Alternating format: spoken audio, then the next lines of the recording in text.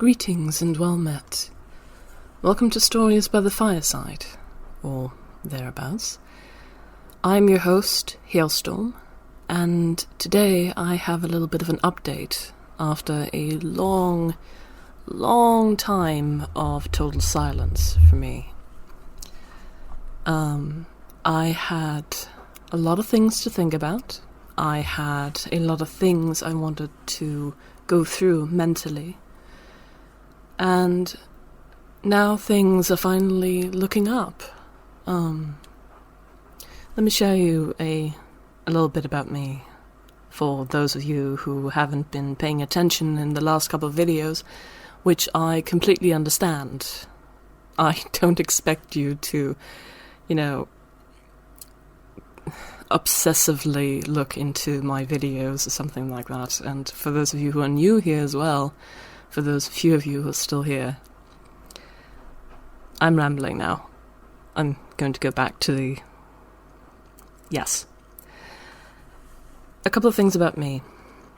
I have had depression for a very long time.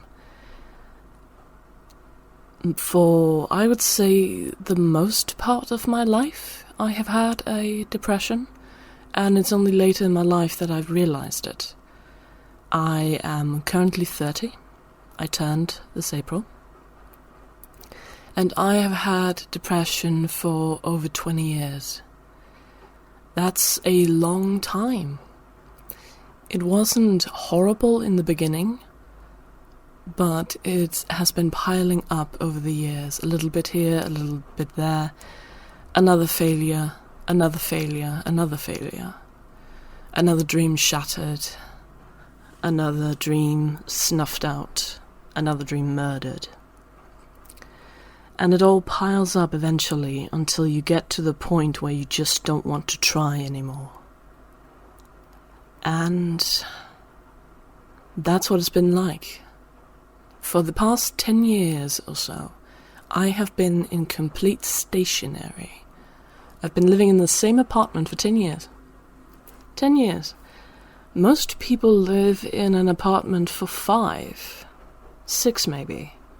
And then they move on to a better place, a newer place, a bigger place, until they can finally find that dream house that they absolutely want, and they can pull money together and buy it so it's theirs now. They're not renting it from somebody else. But I have rented my apartment for 10 years. And it was very safe for me. And I do apologize for any background noise and the like right now. I am still getting used to this new place and still getting used to, everything. So I apologize if there's any fun popping sounds and whatnot here. I will figure out exactly how that... I will experiment a little bit on the side, but I wanted to make this as a spur-of-the-moment thing. So I've been living in the same apartment for 10 years, and that's over now. I am no longer living in the same apartment I've been living in the past 10 years. The old apartment had thin walls, very thin walls. I could hear at one time when there was a couple living next to me, when they were arguing, I could hear it. Clear as day, and sometimes I would even listen in just to make sure that she and he, both of them, but especially she, was okay. Because she was a little bit on the, she looked a little vulnerable to me, so I listened. But as far as I could hear, they had a very good relationship. It just had its usual ups and downs, as it happens. But I listened. And I could hear,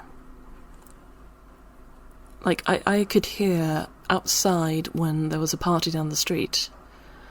I could hear when there was a concert in the park I lived across from. There was like an open air stage that they would hold concerts once a year. This special concert of a summer concert with rock music. And while I really like rock music, this wasn't it. I just had to open my windows and I had VIP seats. It was... I was happy living there. I really was. It was a nice place. It was, genuinely at the time, because it was a safe place to be, even if it was on the second floor. So I had 2.5 flights of stairs I needed to go up and down every single time I had to go outside. Now here's the thing when it comes to depression. You have a set amount of energy. There's a fantastic article somewhere out there on the internet called the spoon theory, where this energy is measured in spoons, just as a measuring tool, a simple kitchen spoon. And this, when you have depression, you only have a set amount of spoons that you can work with. And that... going up and down the stairs every time I had to take out the trash, for instance, that took out my spoons really, really fast. Because I am a little bit on the bigger side, I have a bit of weight to me. And having to move that around, especially when you have absolutely no motivation, nothing really matters at the end, you don't really care. Who the fuck cares? I'm the only one who has to look at this corpus I'm walking around with.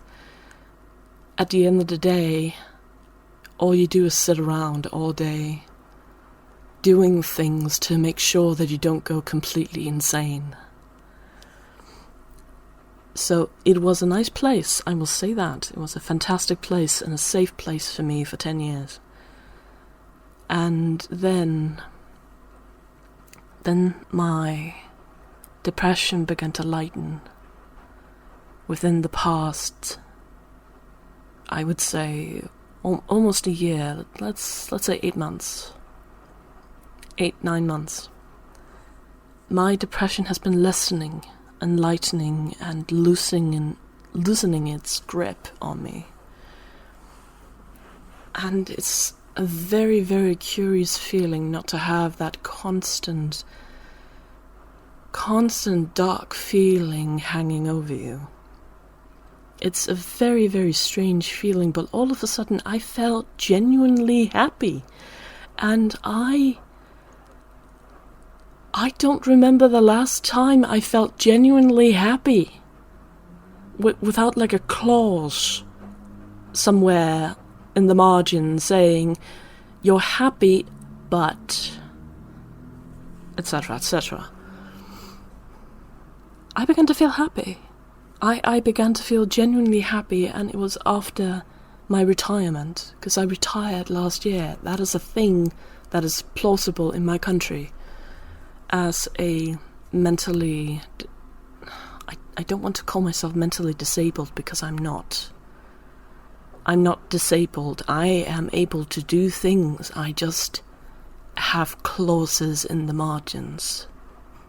There's just a lot of asterisks to everything I have to do, but I wouldn't call myself disabled. I have a mental condition. 2, in fact, that I've been officially diagnosed with.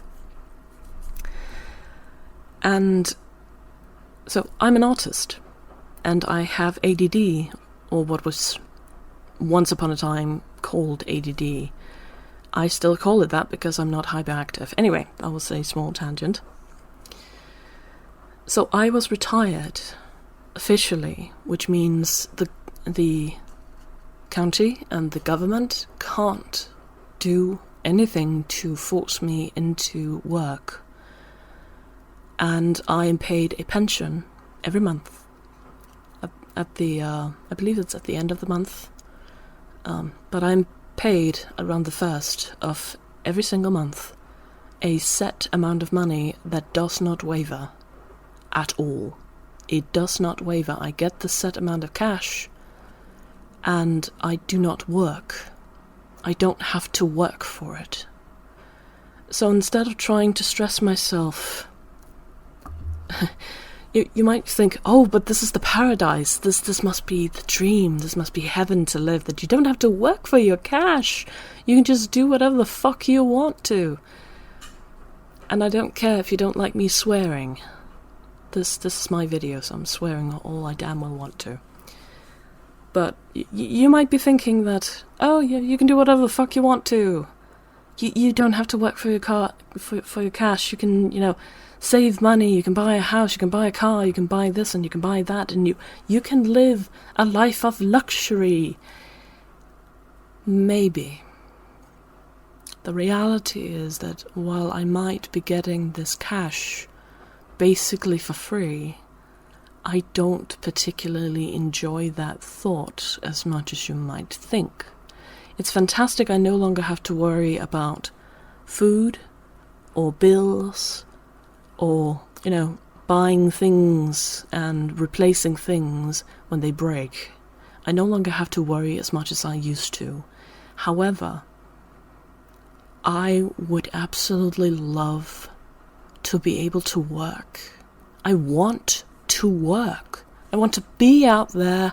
I want to use my hands and my brain and do things and be able to do things to actually create something and make work. Work for somebody, make a wage, have colleagues, get vacations and they feel special to me and those kind of things. It might sound like a luxury problem to you because, hey, you don't have to work. That's kind of the problem. I want to work, but I physically am unable to. I can't. And I'll tell you why I am unable to do that. For those of you who have some kind of autism diagnosis and ADD or ADHD or something else, like a bipolar disorder or an OCD disorder or anxiety disorder or something that legitimately keeps you from living a normal life, you understand where I'm coming from, but I want to level with all of you who do not, who might look at this and think, oh, this is a perfect life. Let me break down for you exactly how my day usually goes when I have to do something. If I wake up in the middle of the night, for instance, let's just go that. I wake up in the middle of the night and I have to go to the bathroom. I have to make a series of decisions, conscious decisions. Do I get up and out of the bed, or do I keep lying down and try to sleep away from this and just suppress it? If I do get up and out of the bed, I have to make the decision to walk to my bathroom. I have to make the decision of opening the door. I have to make the decision of sitting down, doing my business. I have to make the decision to wipe. I have to make the decision to get up and actually flush. I have to make the decision to wash my hands in a specific way, so I get, all of the surface area of my hands without using too many spoons doing that, so I have to balance the action with the cost. And I have to make a conscious decision to use soap. I have to make a conscious decision to turn off the water. And I have to make a conscious decision to wipe my hands. And another decision to close the door, turn off the lights, if I even turned them on to begin with, because that's also a conscious decision. And I have to walk back to my bed. I have to lie down. I have to try and sleep. There are so many small decisions I have to make consciously, and it's very, very tiring. If I'm having a bad day, because sometimes I just wake up and it's a bad day, by default. Don't ask me how that works, it just works that way. It's not a bug, it's a feature. So I wake up, and it's a bad day, and if anything goes wrong, anything falls out of place in this decision making, it can ruin everything. This is why I am not a reliable workforce at all, because I can never predict when I wake up and I am unable to do anything. whatsoever, that I have an even more limited amount of spoons than I had the day before, even if I had a fantastic day before or a shit day before. I cannot predict it. I can't. I have tried. I have tried experimenting with it to see, does being social do this? Is that the thing? Should I just not be social before I have to go do an important thing? No, it's not that. Is it the stress aligned with this important thing? No, it's not that either. Is it the fucking cosmic energies in the universe? I have no clue. It could be a frickin' planet hanging in the wrong sphere of the universe. I have no idea. Your guess is as good as mine. But this means I am not a reliable workforce. I cannot work reliably 8 hours a day, 5 days a week. I can't. Not even 6 hours, 5 days a week. Not even 3 hours, 3 days a week. Because we've tried that too. That also did not work. I burned myself out. I burned myself out with 3 hours, 3 days a week. It's ridiculous. And I really, really wish I could do something about it, but I can't. It kills me. It absolutely destroys me. And some days it's a bloody miracle that I actually get to eat as well. But I have to eat something with my medication, because tasting the medication afterwards, because I get gas from them. So I burp and I taste the medication. That is worse than making the food. So I make food just so I don't have to taste the medication. That's one of the only reasons sometimes why I actually eat. That's how bad it can get. That's my life. And now you might be wondering, well, what the hell do you then do every day if it's so bloody difficult for you to do anything at all? Are you just sitting and staring at the wall and hoping for things to happen? No. I do a lot of creative things because those things recharge me, or at least don't take as much energy as other things might do. But I have to do them in a specific way. Sometimes I do a lot of things, a lot of different things across the day. I might crochet 1 hour, or crochet for 5 minutes. I might cross-stitch for 10 minutes if that's what I feel like. And then I might get my colors and my coloring pads and stuff, and I might do some coloring for a couple of hours or not. It's difficult to say what I would prefer that day, but one thing that always comes back to me is writing. And I do hope that someday that I will be able to finish a book and actually publish it. And one of the creative stints that I had is what you're listening to right now. This was a little bit of an impulsive investment because I'm a storyteller. I like telling stories, so I thought, what if I recorded the stories and put them out on the internet, put them out on YouTube, just to see what would happen, what kind of feedback would I get? And it is rewarding in its own way.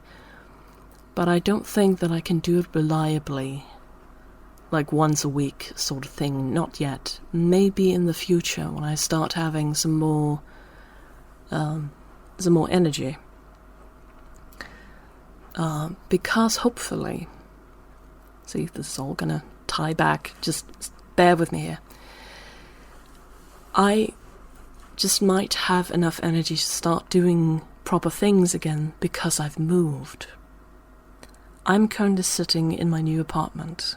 Right now, this is done from my new apartment with my new setup, and I'm waiting for the rest of my stuff to arrive from the old apartment.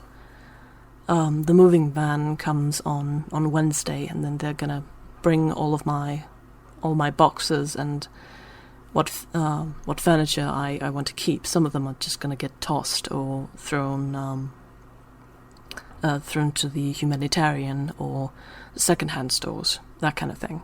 Donated to, I suppose, our version of goodwill. It isn't really goodwill. So, Blue Cross, if you know what that is. Places that could accept these furniture, at least. Because some of them are perfectly fine. Anyway, that is a tangent. I have now officially moved into this new apartment, and let me tell you, first of all, I can't hear a damn thing. Whatsoever. I can hear every so often when big cars or motorbikes drive by. Like, I can hear from the overhead, over my stove. I can hear through that, because that's basically an open hole. It's a ventilation. So I can hear it when something big rolls by on the road on the opposite side, or on the other side of my apartment. I can hear that, but it's nothing, literally nothing compared to before. The walls are so thick here, I can't hear a damn thing going on outside. When my windows are closed and I put my headphones on, it's complete silence. Absolute silence. If I take my headphones off, I can hear very, very faintly when people are, being loud outside, when people are playing music outside. But this particular area where I've moved into is far, far quieter than the one that I used to live in. This area is more for, people wanting to start a family, people who have a family, but also the elderly, more senior citizens live here. Because it's so quiet, it's nice and quiet, it's a lovely little community of just peace and quiet. There is a kindergarten outside, but it's not open 24 hours a day like the playground in the park was. So right now, on this fantastic Sunday when I am recording this, there hasn't been a single screech of a child at all. It's fantastic. Back in my old apartment, I would be able to hear them so loudly, like you wouldn't believe, and I have very much gotten tired of hearing tiny children calling for their parents with increasingly more desperate voices because the parents aren't paying any fucking attention to them. It gets tiring listening to, so it's a very nice change of pace. But it's been extremely difficult. Do not get me wrong on that. This hasn't been all sunshine and butterflies. This has been very, very, very, very difficult for me. Because it has been 10 years of life, literally a third of my life, that I've pulled up by the roots and just yanked out. No mercy, just yanked it out like the most horrible band-aid you have to pull off. It hurts, it stings, and it's sore as all hell right now. I cried last night. Absolutely sobbed into my pillow because it wasn't the same. I changed my bed, for instance. I didn't have a proper bed before. I had a couch. A sleeping couch, a futon, I believe it's called. I slept on that for 12 years. Now I have a proper bed, and it's weird, it's different, it's not as wide as my futon was. And it doesn't smell correctly, and the place is weird, and the lack of sound is kind of freaking me out, and the fan isn't in the correct position, and oh good lord, there's so many little problems. And on any other day, I would be able to handle them with some type of grace, but not right now, because everything is being pulled up by the roots. Everything. We were clever and smart enough to take the most essentials, to take the most essential things, and bring them to my new apartment, while my old one is being packed down, courtesy of my brother and his girlfriend. Bless those two people. Seriously. when you have a proper family that actually cares and loves you, it is priceless beyond belief. So while they handle all the packing for me, good Lord, I need to find some way to pay them back, I swear to God. While they handle that for me, I can get acclimatized to my new place. I can put my scent on this. I can scent mark my territory, which I am definitely doing. I am going to light up some incense and just make this place smell more hospitable to me. And just get used to the area, get used to the texture of the floor, get used to the feel of the walls, get used to the layout, get used to the sounds that are here. Just get used to the general area and just exist and try to exist here. And I can already tell, even through all of the hardships that I've mentally been processing for like the past week, this is going to be good for me. Once I get all of my stuff here and I put it all in the places that they belong, and I get everything organized for once, so it doesn't look like an episode of Hoarders. Because that's what depression does to you, unfortunately. You start not giving a fuck. Especially about your living space and your hygiene and your eating habits and exercise and all those things that make a healthy person healthy. There you go. That's the reality of depression. And I want to start from scratch here. No more. No fucking more. I am not going to make this into another episode of Hoarders. This place is going to look like a home. It's going to feel like a home. And I'm not going to cater to anybody. I'm not going to think, oh, but what if I have people over? Fuck that. If I have people over, I'm going to have a folding table, like a camping table, out in the shed, along with a couple of folding chairs. And if you don't like standing around in my living room, you can go out and you can grab one of those folding chairs and drag it in here and sit on that. That's how it's going to be. This place is my place. This is my place. I'm going to make it in a way that makes me comfortable, makes me happy to be here, and nobody else. This is going to be my place, my safe haven. And once that is established, once the place caters to me, then I can start considering, okay, what if I want to invite the family over? What if I want to do this or do that? What if I get some real-life friends I want to invite over? Because I don't have a lot of those. I never really needed them for a long time, but hey, maybe I'll get some. Maybe I'll get a boyfriend or a girlfriend or whatever. And then I will consider what to do from there. Right now, I am catering to nobody but myself. And I want this place not to look spick and span, not like anybody is living here, like it's taken out of a museum as an example of how people lived in the 21st century. I am not going to do that. This place is going to look lived in. I am going to put so many things on the walls. I want a giant flag, for instance.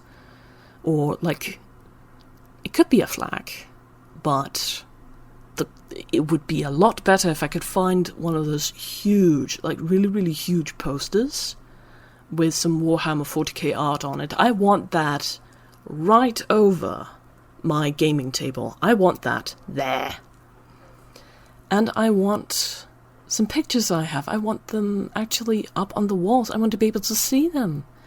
I want art on my walls. I want colour. I want carpets.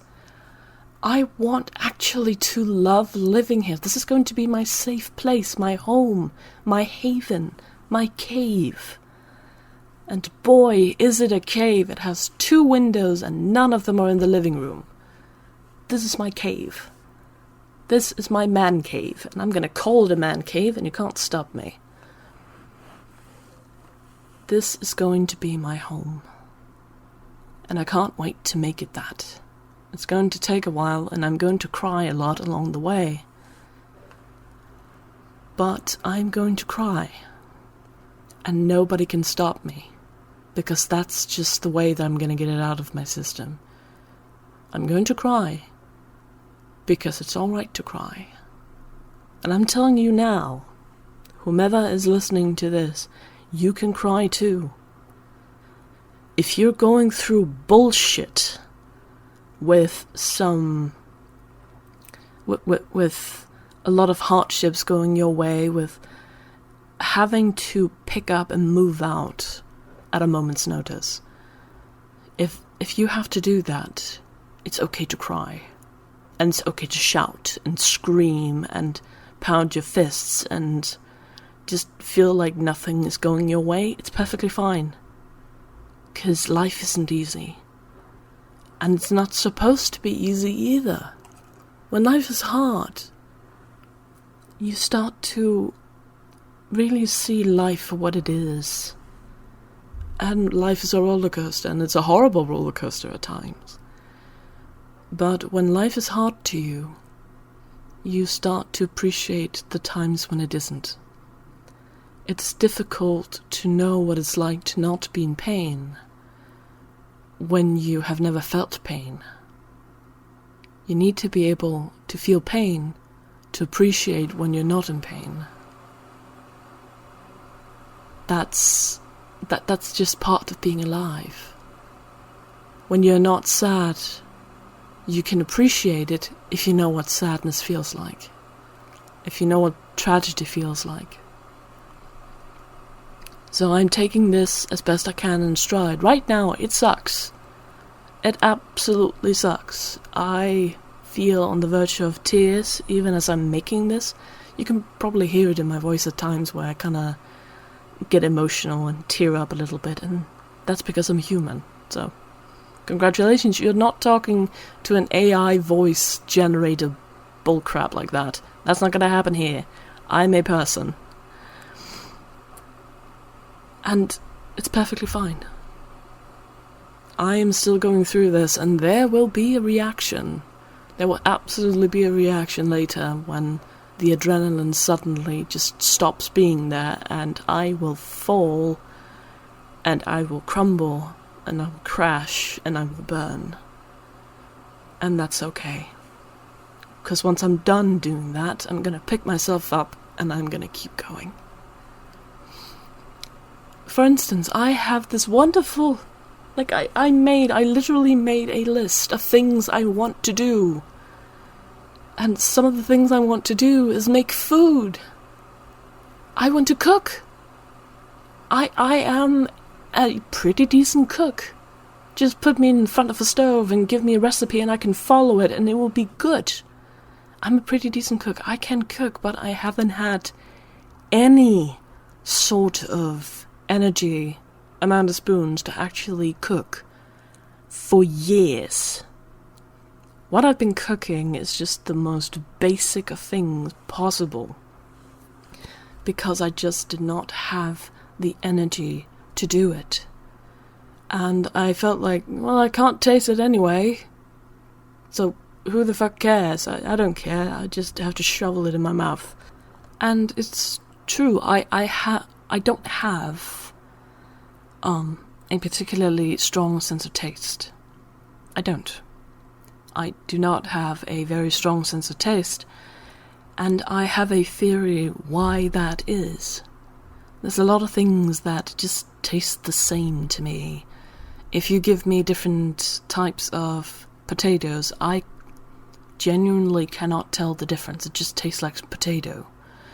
The same thing with ketchup brands. I cannot taste the difference between Heinz and Beauvais and a cheap brand. I cannot taste the difference, and I have a theory why that is. Because I have felt my sense of taste have been changing lately. And my theory... apologies. And I have a theory that the reason why I haven't been able to taste a lot is simply because I have been so depressed and so stressed and so under pressure that I simply couldn't. It was one of those senses that just shut down, so I wasn't too overwhelmed with everything. So when I could actually taste something that tasted good and I could taste the whole thing, it became my favorite food. And two of those things are sushi and Indian food. Because sushi focuses, every single bite focuses on a different experience. And the rice are bland, which means they soak up all of the flavor of the fish and the greens and the wasabi and the ginger and whatever else you've put into and onto them. And Indian food, dear God, Indian food, it's a gift from the gods because of all the spices. You can taste it. The whole point of Indian food is not to be able to taste each individual ingredient, which I am unable to do. The whole point is that you taste the whole. You taste the whole of it, the whole dish, not each individual spice. And also it's just really, really damn good. Just butter chicken is the love of my life. I'm just going to say that now. It's chef's kiss. It's fantastic. And now I have moved to this new apartment, and guess what? The local Indian restaurant, I'm not even going to call it a joint anymore. It's a restaurant, legitimately. They have grown so much. The local Indian restaurant is literally across the road. Y'all know what I'm going to be doing. I'm going to be one of those people that show up and they know me by name, if not by face. That's going to happen. And I'm perfectly fine with that. I will single-handedly keep these people in business. Not really, they are extremely successful. We love it up here, apparently. It's good shit. Anyway, that was a very long tangent. A very, very, very long tangent of me just talking about my life, but I had an impulse of just making this now and putting it out so you guys know what's going on. I am not completely dead. Not yet anyway. I'm still alive. I'm still here. And I do have some fantastic plans for what I'm going to do. Because I do want to keep this channel alive. It's going to be sporadic. I can already tell you that. It's going to be sporadic. That's just how it's going to be. But I do want to put out At the Mountains of Madness. I do want to make that and record it properly. And I can do that now because of thick walls. I no longer have to worry about raising my voice, which is nice. So I can record properly, and I don't have to worry about the sound of traffic outside interfering with the recording. I think about the only sounds that are going to interfere with the recording is me moving the microphone and my either dishwasher or washing machine. That's about it. So I want to do At the Mountains of Madness. It's going to take time because it is a long story, but I do want to make it. And I want to see if I can make the Color from Outer Space, or Color Outer Space it's called, sorry. Both of them are by H.P. Lovecraft.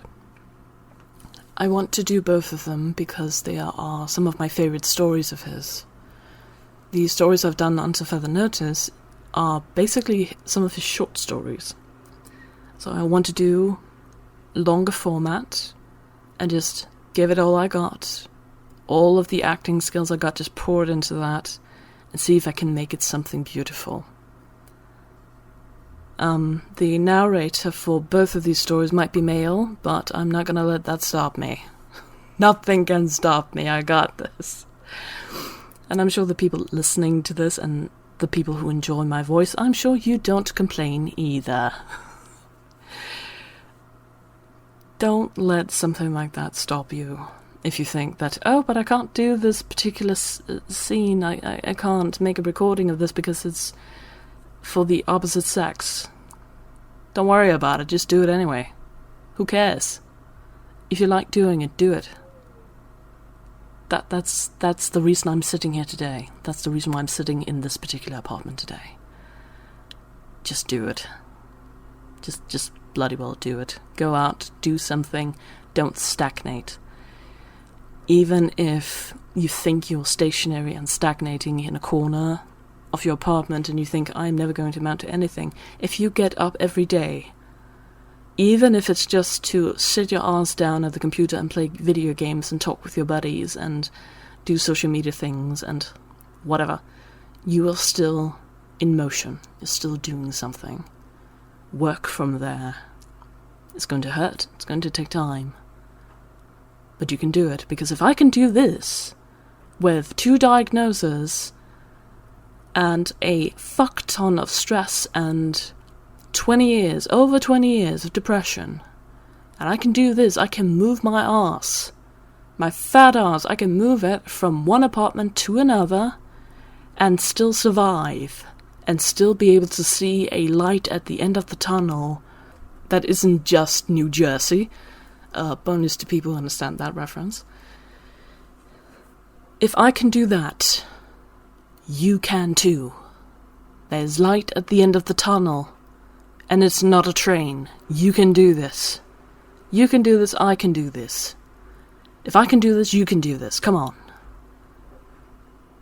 But take small steps, because if you take too large a step, you might fall, and that might discourage you from going further.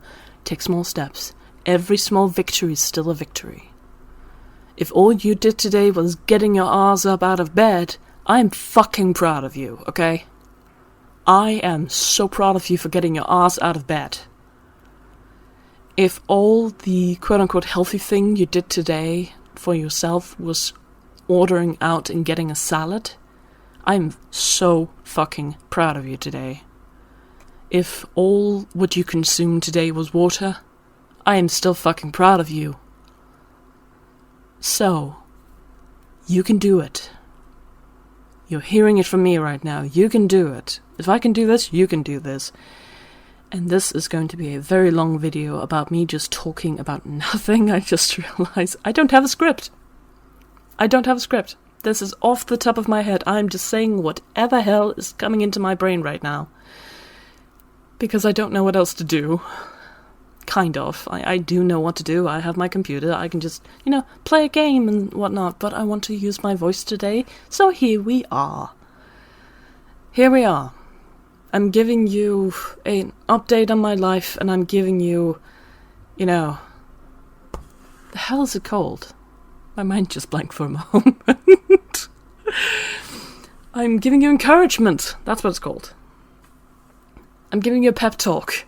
I'm giving you an update on my life, I'm giving you a pep talk, and let's see what else we can do. I can embarrass myself on the mic, and I can decide not to give a shit about it either.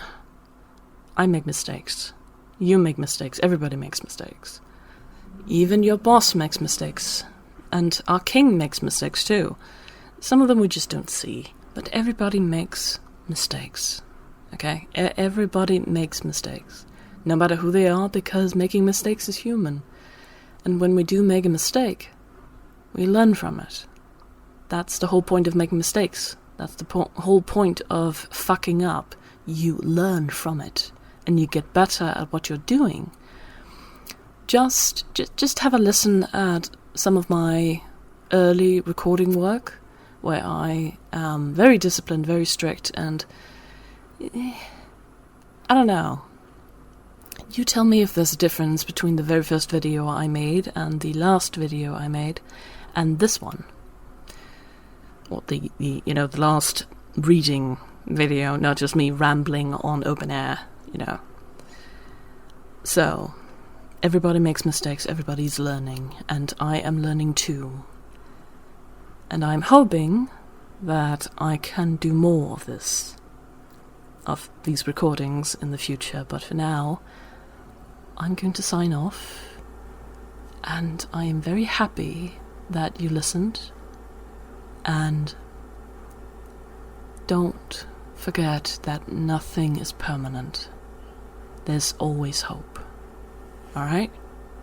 So I hope all of you have a pleasant day or night.